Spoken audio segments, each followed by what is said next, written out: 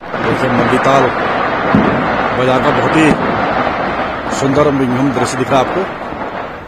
और 4 नवंबर 2021 दिवाली और रोशनी का पर्व बहुत हर्षोल्लास के साथ आज ये मनाया जा रहा है। देखिए बहुत ही खूबसूरत ये मल्लीताल बाजार का आपका दृश्य दिखाई दे रहा है। मैं इस समय आयरपाटा से इस दृश्य को अपने इस वीडियो में कैद कर रहा हूँ। और दूर तक देखिए ऊपर सारा शेर का डांडा की पहाड़ी दिख रही है। और ये मल्लीताल बाजार का दृश्य है, बहुत सुंदर, शानदार, अति सुंदर। स्वर्ण नगरी नैनीताल में उत्साह और उल्लास के साथ दिवाली पूरे उत्साह के साथ मनाया जा रहा है। ये मल्लीताल का पूरा क्षेत्र, माँ श्री नैना देवी मंदिर, उसके बगल में गुरुद्वारा, जो आप देख रहे हैं इलाका पूरा जो दिख रहा है, ये शेर का डांडा की पहाड़ी है।